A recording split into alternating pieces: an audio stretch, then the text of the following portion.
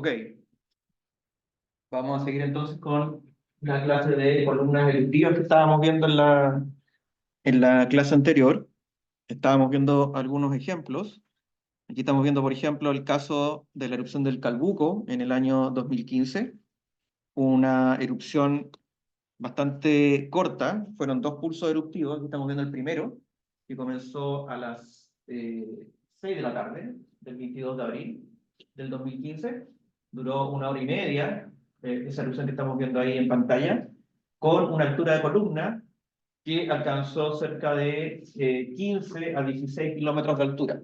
Por lo tanto, califica como una erupción de tipo subliniana, en este caso.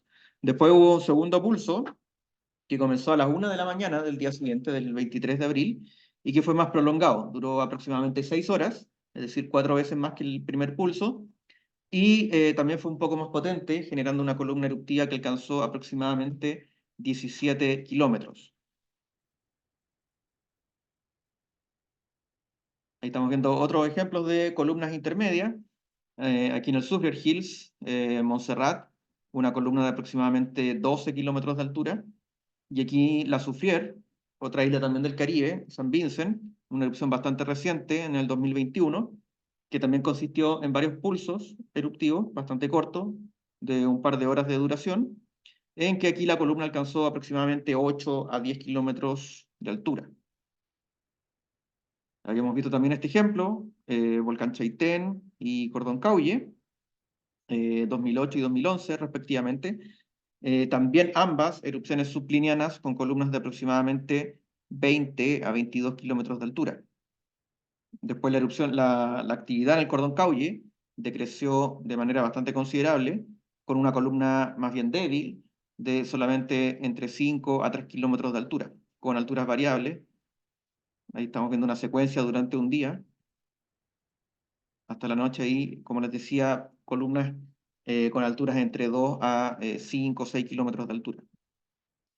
Un ejemplo bastante potente fue lo que sucedió en el Pinatubo, 1991. Esta sí fue una erupción pliniana. La columna eruptiva alcanzó 40 kilómetros de altura durante la intensidad máxima. Aquí estamos viendo la nube de la columna eruptiva, esta que se ve aquí. Y esto más grande era un ciclón que iba pasando justamente por la zona al momento de la erupción principal, el 15 de junio de 1991. Aquí se ve también una secuencia, aquí se ve el tifón, y ahí se empieza a ver la formación de la columna eruptiva, que en la nube en este caso alcanzó un radio de aproximadamente 400 kilómetros, bastante amplio. Y ahí estamos viendo algunos de los efectos causados por la erupción. Fíjense cómo la luz solar queda totalmente, digamos, tapada, no alcanza a llegar a la superficie. Esta foto fue tomada al mediodía. En las Filipinas se ve como si fuese de noche.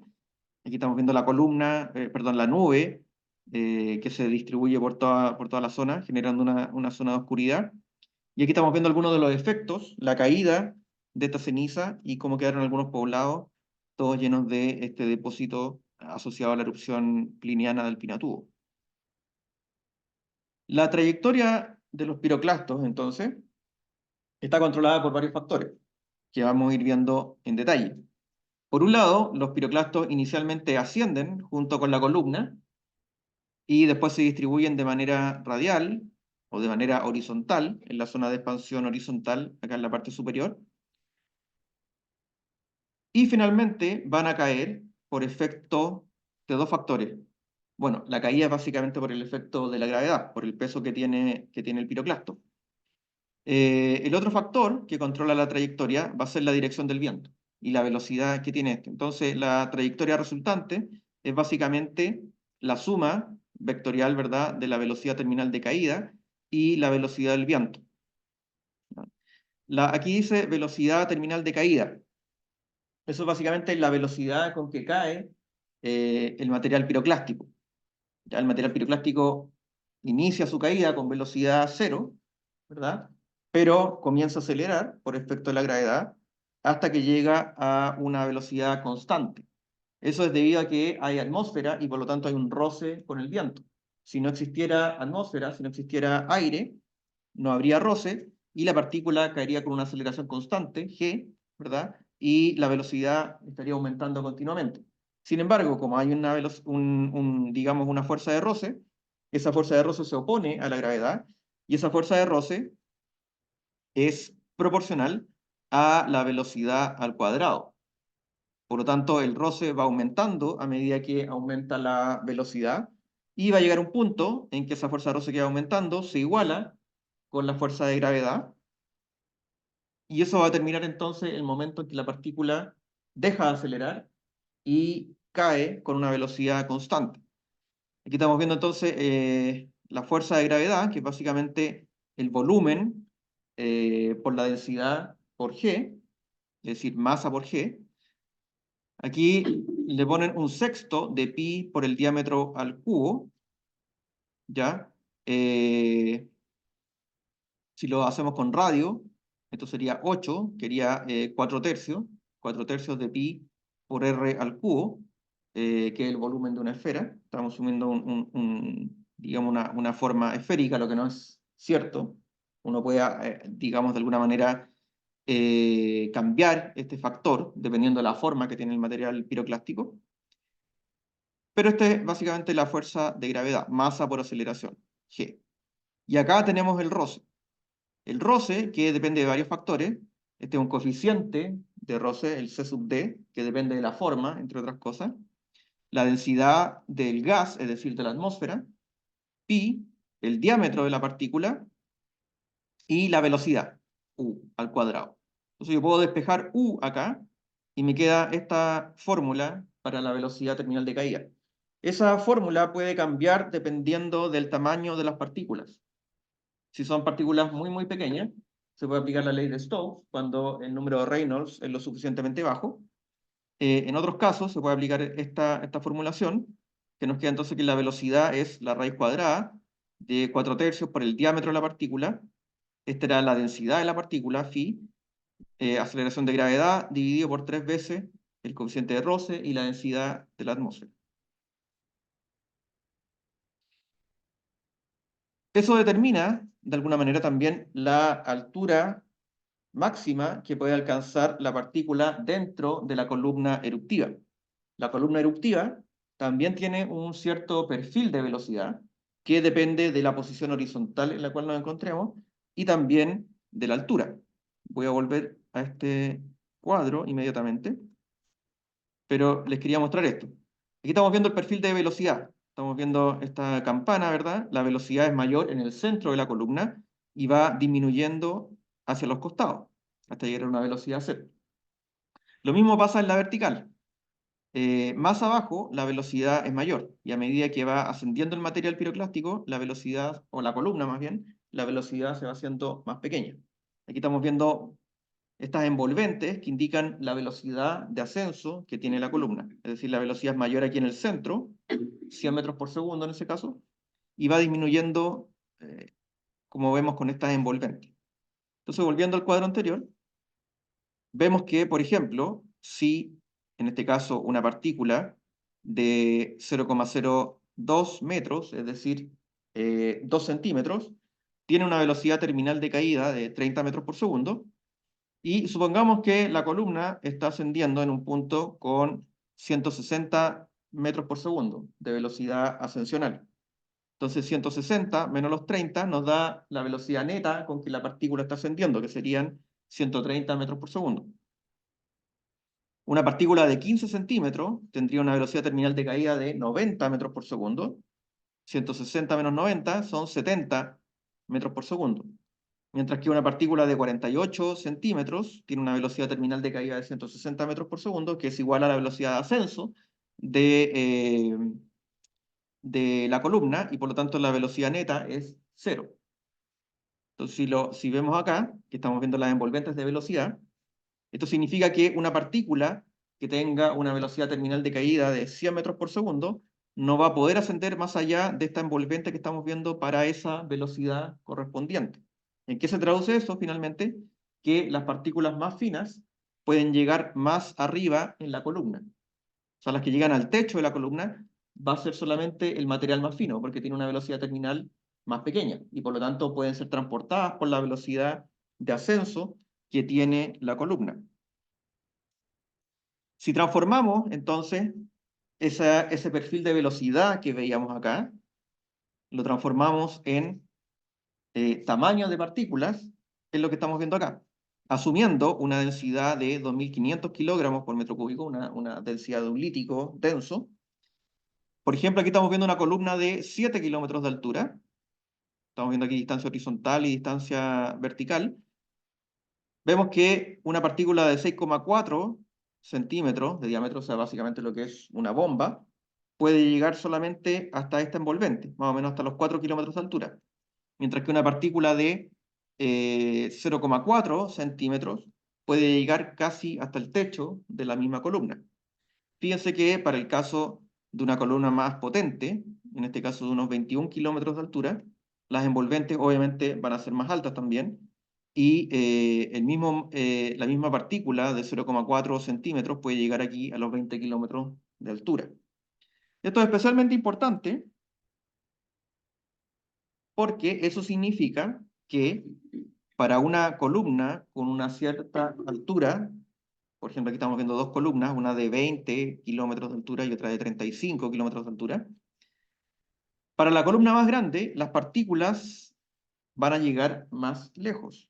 Entonces, por ejemplo, en este caso, la columna de 20 kilómetros, una partícula de 6,4, un piroclasto de 6,4 centímetros, va a llegar a una distancia aproximadamente de unos 3 kilómetros. Pero en la columna de 35 kilómetros, ese mismo clasto va a llegar a una distancia de casi 10 kilómetros. Entonces, ¿por qué es importante? Porque si yo analizo un depósito de caída de una erupción pasada y yo mido el clasto máximo, los clastos mayores que yo encuentro en un afloramiento, en un punto determinado, y esto lo mapeo, lo hago en muchos puntos, puedo determinar entonces cuál fue la altura de la columna. ¿Ya? Y eso es muy importante. ¿Por qué? Bueno, aquí estamos viendo unos ejemplos, digamos, sintéticos, o sea, no de erupciones reales, sino de lo que se esperaría. Por ejemplo, aquí estamos viendo el depósito, fíjense estas distancias en planta, ambos ejes. Entonces aquí estamos viendo un depósito hipotético, ¿cómo quedaría? Con una velocidad del viento de 10 metros por segundo, 20 metros por segundo y 30 metros por segundo para una columna de 30 kilómetros de altura. Si estamos viendo las envolventes que se llaman isópletas del clasto de mayor tamaño. ¿Ya? Y aquí estamos viendo otro ejemplo para una columna de 20 kilómetros de altura. Y esta es para una columna de 14 kilómetros de altura. Entonces, si yo construyo esta isópleta en el depósito de caída, yo puedo estimar la altura que tuvo la columna y también puedo estimar la dirección y la velocidad del viento. Como les decía, es importante porque acuérdense que vimos que había una relación entre altura de la columna y la intensidad, la tasa eruptiva, los kilogramos por segundo o metros cúbicos por segundo que tuvo esa erupción. Entonces es bien interesante porque estudiando erupciones pasadas, yo puedo estimar altura de columna y también las condiciones paleoclimáticas, dirección del viento y la velocidad del viento. Si yo tengo la intensidad y también mido el volumen de la erupción con las isópacas, puedo estimar entonces también la duración que tuvo la erupción. O sea, puedo decir si duró 2 horas, 3 horas, 4 horas, etcétera, tomando en consideración el volumen y la tasa eruptiva. Sería volumen dividido por tasa eruptiva, me da el tiempo, duración de la erupción. Esto fue propuesto en 1986 por dos autores, Carey y Sparks, que plantearon este método que se utiliza hasta el día de hoy para estudiar entonces los depósitos de caída asociados a erupciones explosivas volcánicas. Básicamente, hay que construir estas isópletas y hay que medir dos parámetros, que es lo que se llama el downwind range, que es la distancia en el eje de dispersión, y el crosswind, que es la distancia perpendicular al eje de dispersión. Con esas dos distancias, para una cierta isópleta, yo puedo utilizar estos gráficos y puedo estimar entonces cuál fue la altura de la columna y la dirección perdón, y la velocidad del viento. Ahí estamos viendo en este trabajo, ¿verdad? Había pocos datos, que lo hicieron con el Santa Elena. Entonces, por ejemplo, el método de la isópleta les dio una altura de 19 kilómetros, que coincidía bastante bien con lo observado en esa columna. ¿Ya? Y la dirección del viento, la velocidad del viento les dio 36 metros por segundo, cuando en realidad correspondía a 33. O sea, una correlación bastante buena. Hoy en día hay muchos más datos que los que están en esta tabla. ¿Ya? Como les digo, es un método que se utiliza de manera digamos, normal, ya dentro de los estudios volcanológicos. La masa. Otro de los parámetros fundamentales cuando yo estudio una erupción volcánica es estimar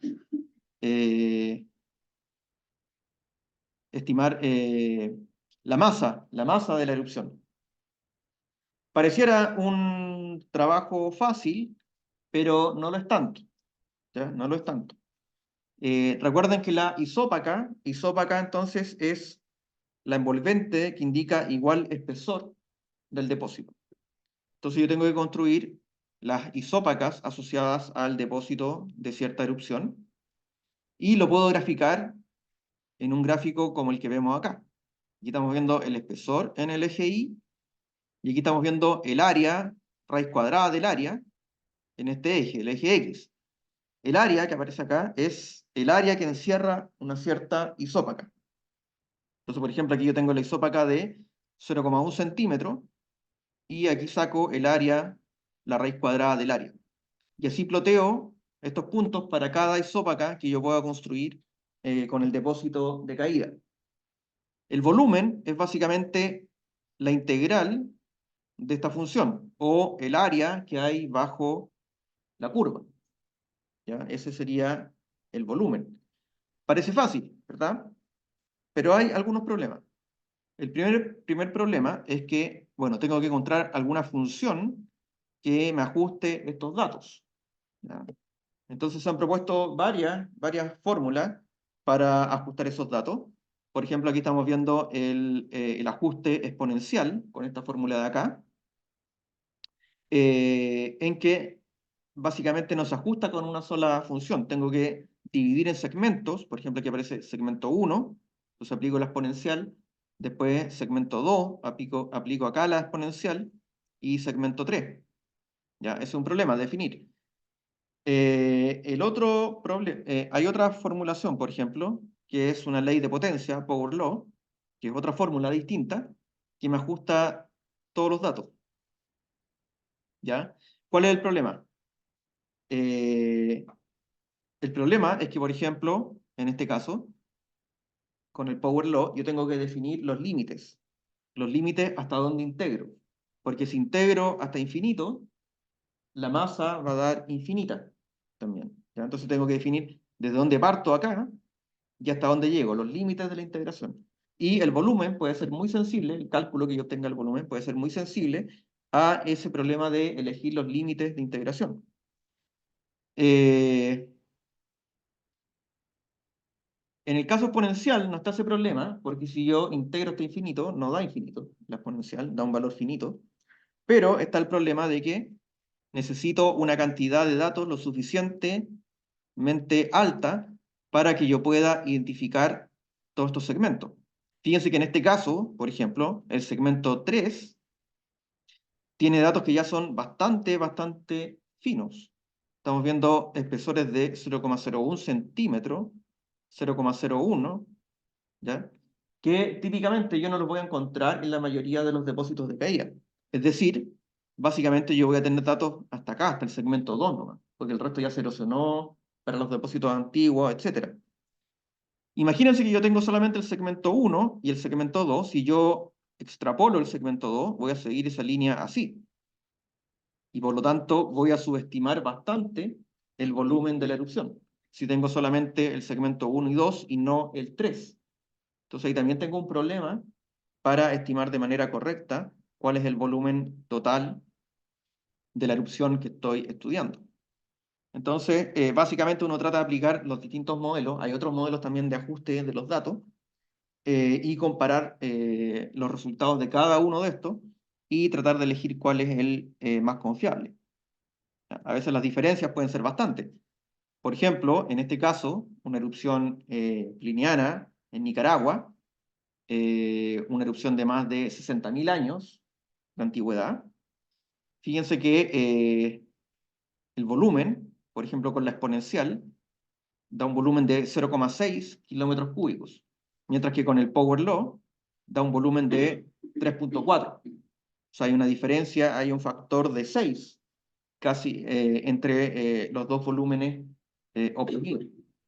Entonces ahí se ve un poco las dificultades que pueden haber en la elección del método y los límites de integración que yo elija. ¿Ya? Es parte de la dificultad cuando uno estudia estos depósitos. Aquí estamos viendo algunos ejemplos. Este volcán, el Quilotoa, en Ecuador, es un caso bien especial, porque una erupción que ocurrió hace 800 años, antes del presente, muy particular porque es una erupción que ocurrió prácticamente en ausencia de viento. Entonces el depósito de caída resultante, como lo estamos viendo acá, es prácticamente circular. Ya un caso muy poco común. De hecho, no conozco otro ejemplo que hayan podido identificar una erupción en que haya ocurrido en condiciones prácticamente de sin viento. Aquí también se ve un poco el trabajo que hay que realizar. Fíjense que cada puntito que estamos viendo acá representa eh, digamos, un punto de terreno que se analizó. Entonces, para construir estas isópacas, y las isópletas también para determinar la altura de la columna, es necesario trabajar típicamente con unos 40, 50 puntos al menos, para poder construir de manera confiable y ojalá que estén bien distribuidos, porque muchas veces pasa que uno solamente puede ver puntos donde hay caminos, carreteras, y hay cortes, ¿verdad? Hay muchas zonas que están, muchos volcanes que están en zonas selváticas, con mucha vegetación, etcétera, y eso hace mucho más difícil el trabajo. Ahí estamos viendo entonces con más detalle los puntos, ¿verdad? Y las isópacas construidas para la unidad principal de la erupción. Y ahí están algunos de los parámetros. Por ejemplo, en este caso, estimaron un volumen mínimo de 1,1 kilómetros cúbicos para la erupción. El espesor máximo encontrado para esta erupción pliniana fueron de 2 metros. Hay otros parámetros y se estimó una altura de columna de 35 kilómetros de altura. O sea, la combinación de altura columna y volumen hace que caiga dentro de las erupciones de tipo plinianas. A través de la altura de la columna, entonces, se establece también la tasa eruptiva máxima, que fue 1,7 por 10 elevado a 8 kilogramos por segundo. Y tomando en cuenta entonces el volumen y la tasa eruptiva, se calcula que la erupción duró aproximadamente 2 horas. En este caso, una erupción que ocurrió hace 800 años. Una erupción más reciente es la erupción del Chaitén en el año 2008, una erupción de tipo subpliniana, y aquí se ve también algunas de las diferencias entre las subplinianas y las plinianas. Las subplinianas tienden a ser más discretas, están agrupadas típicamente en pulsos, que es lo que estamos viendo justamente acá. Vemos el depósito, que se puede dividir, aquí los autores dividieron el depósito en varias unidades, fíjense, A, B, C, D, hasta la letra N, O, acá, que representan entonces los distintos pulsos que ocurrieron en esta erupción durante las primeras semanas de actividad. Recuerden que esta erupción después eh, transicionó hacia una erupción de tipo efusiva. Pero la primera semana fue básicamente explosiva, y acá se ve la complejidad del depósito resultante. Como fueron varias semanas de actividad, la dirección del viento también cambió durante esas 2 semanas. Entonces se puede apreciar que algunas unidades tuvieron una distribución hacia el sureste, mientras que otras tuvieron una distribución hacia el noreste. Y aquí estamos viendo el depósito total resultante, que tiene 2 lóbulos principales, aquí en las Pampas Argentinas, ¿verdad? Hasta llegar al Atlántico, una por acá por el norte y otra por acá por el sur. Fíjense que aquí estamos viendo estos cuadros, era lo que veíamos anteriormente de eh, las isópacas, en que estamos viendo el espesor de cada isópaca y aquí la raíz cuadrada del área que encierra. Fíjense que, por ejemplo, la diferencia en la cantidad de datos que podemos tener. Para la capa alfa, por ejemplo, apenas hay 3 puntos. Entonces, la diferencia entre el modelo exponencial, que es la línea negra, y el modelo de Power Law, que es la línea roja punteada, es bastante distinto. Y los volúmenes que van a dar son muy, muy distintos. Entonces, poco confiable. Ahí los datos que se pueden obtener. Para las otras capas, aquí están sumando la capa A a la M y la capa beta, la cantidad de datos es mucho mejor. Y el modelo exponencial y el Power Law son bastante más parecidos, ¿ya? Y este es el depósito total. Entonces, en este caso, para el Chaitén, estimaron, veamos, ahí está la masa eructada, del orden de 10, el depósito total, el que está acá, del orden de 10 a la 11 a 10 a la 12 kilogramos. Y donde aparece la tasa eruptiva, del orden de 10 a la 6 a 10 a la 7 kilogramos por segundo. Un orden de magnitud menor que las tipo plinianas, que típicamente son más de 10 a la 8 kilogramos por segundo. No sé si aparece el volumen en aquí está, en kilogramos, perdón, en kilómetros cúbicos, que para el caso, este es con el Power Law, da un volumen de 9.6 por 10 a la menos 1, es decir, 0,96 kilómetros cúbicos. En el caso exponencial, el volumen da la mitad, 0,49 kilómetros cúbicos. ¿Ya? Ahí se ve nuevamente la diferencia entre ambos métodos. Entonces podemos decir, lo más que podemos decir es que el volumen estuvo entre 0,5 a 1 kilómetro cúbico de depósito, para este caso. Otro ejemplo, más antiguo, de el Santa Elena en 1980, un depósito distribuido principalmente hacia el este del volcán. Aquí es interesante porque fíjense que, bueno, aquí estamos viendo las isópacas, se puede apreciar cómo va disminuyendo el espesor, pero aquí, a unos 300 kilómetros del volcán, se produce un centro de acumulación, ¿ya? Lo normal es que el depósito vaya decayendo de manera monótona a medida que nos alejamos, pero aquí se produce un engrosamiento del depósito, llegando a los 40 milímetros, o sea, a los 4 centímetros en esta zona. ¿A qué se podrá deber? Bueno, la razón es que en esta zona hubo condiciones de humedad y el material más fino se aglutinó, formando lo que se llama la pili acrecional. ¿Ya? Entonces, la pili acrecional que se aglutina, cae más rápido por tener un mayor diámetro, y eso produjo entonces esa acumulación de material en esta zona aquí del centro del depósito. La caída de material piroclástico puede tener múltiples consecuencias. Por un lado, bloquea la luz solar durante la misma erupción, pero también puede hacer colapsar el techo de las construcciones más ligeras debido a la acumulación de todo este peso que puede ocurrir, sobre todo en las erupciones más grandes, o en erupciones no tan grandes, pero que se encuentran muy cerca al volcán, la infraestructura, también puede sufrir daños. Las maquinarias también pueden sufrir daños con el material más fino, en especial lo que son los aviones. Todo lo que es la aviación comercial, es muy sensible a la suspensión de material piroclástico fino en la atmósfera. En el corto plazo, también la caída de material piroclástico puede causar un daño a lo que es la agricultura, puede destruir las cosechas, aunque a largo plazo tiene un efecto positivo, ya que los suelos volcánicos tienden a ser los más ricos, los más fértiles, debido a los nutrientes, los minerales que pueden tener, y también debido a la porosidad que forman estos depósitos que permite la circulación del agua y del aire. Esa combinación de factores entonces hace que los suelos volcánicos con el tiempo sean muy, muy fértiles, como les decía. Pero en el corto plazo pueden destruir cosechas, pueden causar daños también a la vegetación, a los árboles, y puede ser bastante dramático el efecto en el corto plazo. Los depósitos resultantes, veamos algunas de las características. En este cuadro estamos viendo las características generales que tienen los depósitos piroclásticos. Estamos viendo aquí los depósitos de caída, que son los que nos interesan en esta unidad, y lo estamos comparando aquí con los depósitos de flujo piroclástico y de oleada piroclástica. La diferencia que se ve es que los depósitos de caída tienden a mantear la topografía, es decir, el espesor del depósito no se ve afectado por la topografía, por la pendiente del terreno. Es independiente si estamos en una pendiente, en un valle o en una cresta, ¿verdad? El espesor tiende a ser el mismo, a menos que la pendiente sea extremadamente pronunciada. ¿Cuánto? Bueno, más del ángulo de reposo del material, que es del orden de 30 grados.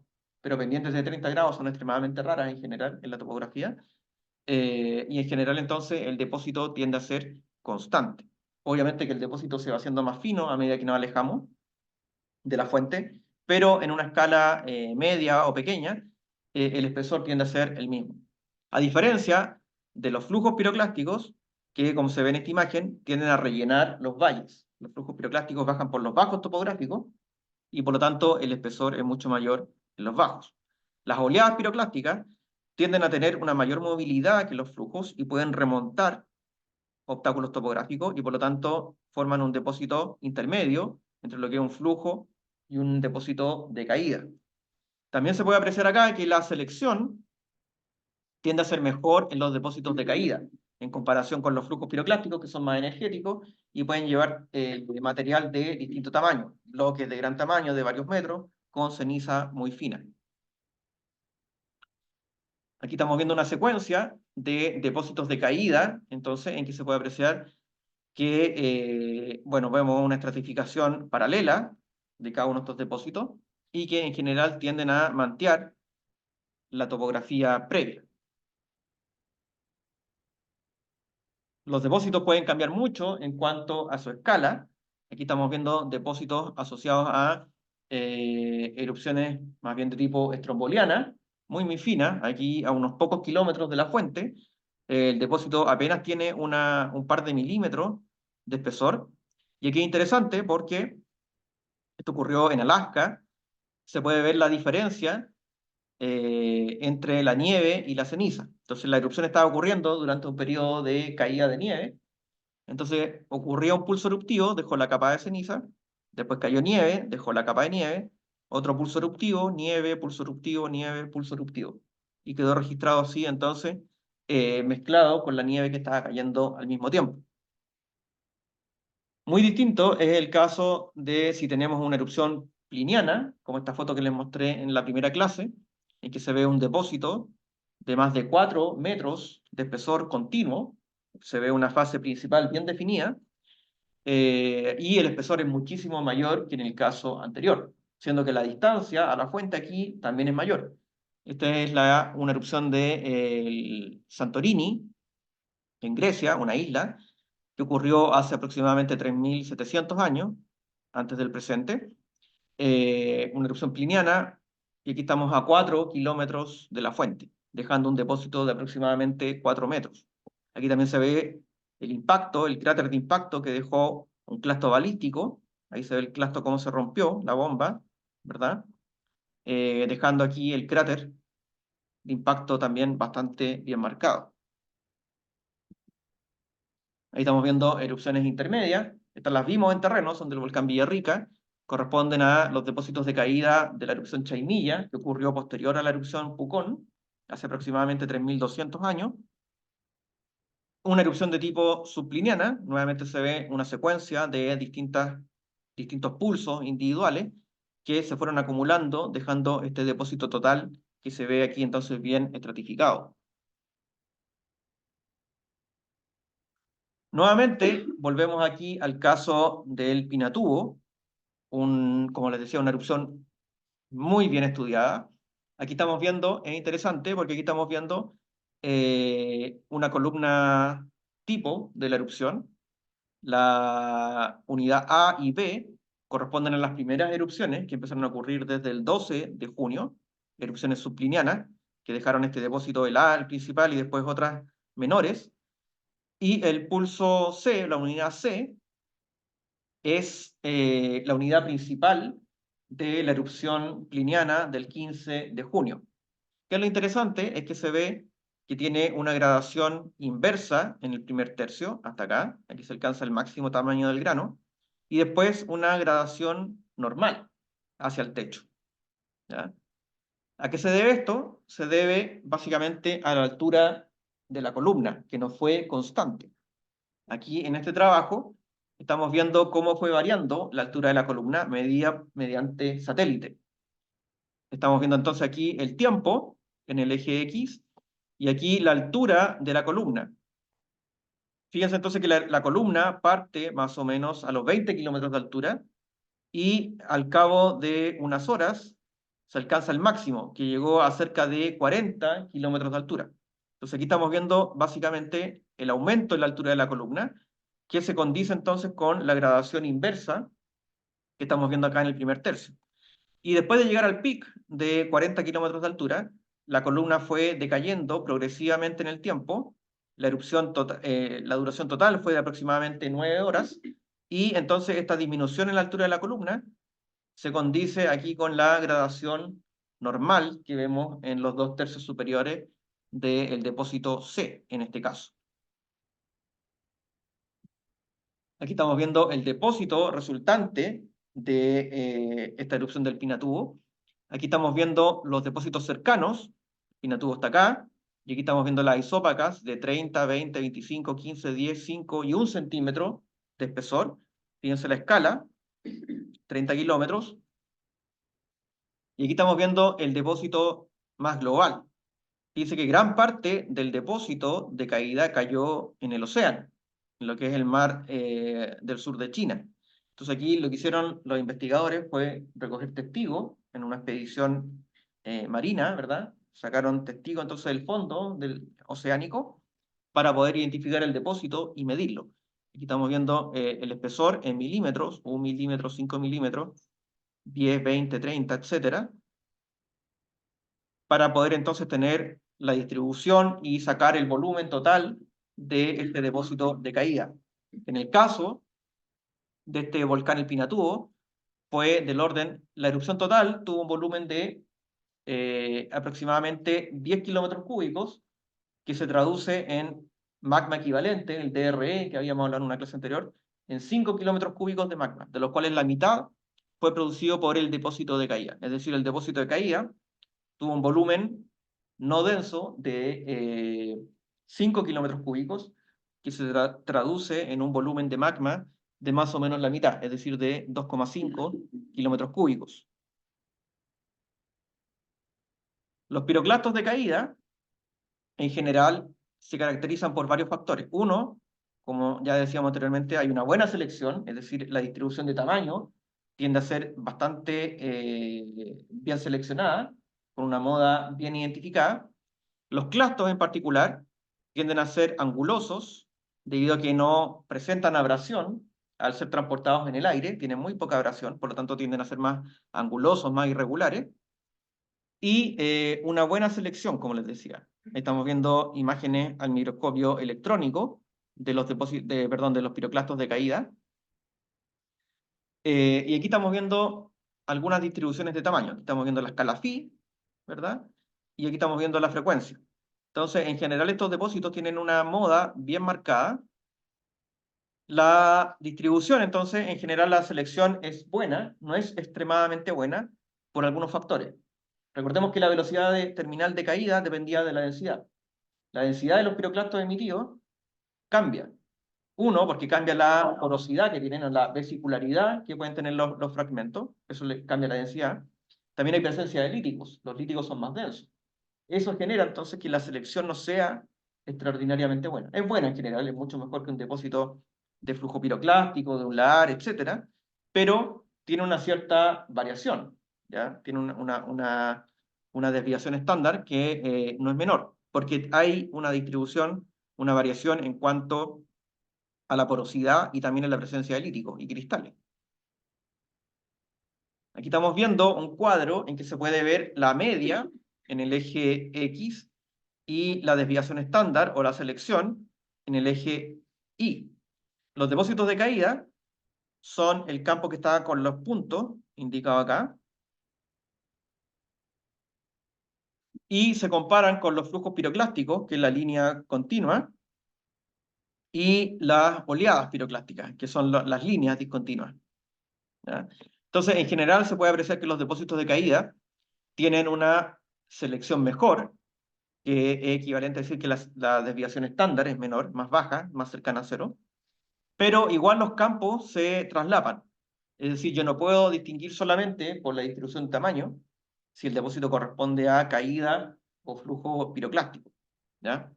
Eh, Hay que tomar en cuenta otros factores para poder hacer esa distinción o para poder identificar en terreno a qué tipo de depósito corresponde lo que estoy observando. Pero en general hay una selección mejor para los depósitos de caída. La media es muy variable y ahí se traslapan bastante cualquier tipo de estos depósitos. Finalmente, aquí estamos viendo lo que es la pili acrecional, lo que les decía anteriormente y lo que vimos también en terreno, que se veía en una capa que estaba arriba de la inimbrita Pucón, ¿verdad? La pila acrecional, entonces, tiene una forma esférica que resulta de la aglutinación de fragmentos más pequeños. Esta aglutinación ocurre cuando hay condiciones de humedad. La humedad aumenta la carga electroestática de las partículas y permite que se aglutinen, formando entonces estas partículas que tienen un tamaño obviamente mayor al de las partículas constituyentes de la pila acrecional, ¿ya? Y puede ocurrir tanto en los depósitos de caída, a veces también puede ocurrir en los depósitos de oleada piroclástica, esta es la pila acrecional, y era lo que formaba entonces esa acumulación secundaria que veíamos en el depósito del Santa Elena. ¿Ya? Aquí estamos viendo la imagen al microscopio de cómo se ve la pila acrecional partido por la mitad. ¿Ya? Entonces también es una característica que a veces aparece en este tipo de depósitos. Ok, con eso entonces terminamos esta unidad.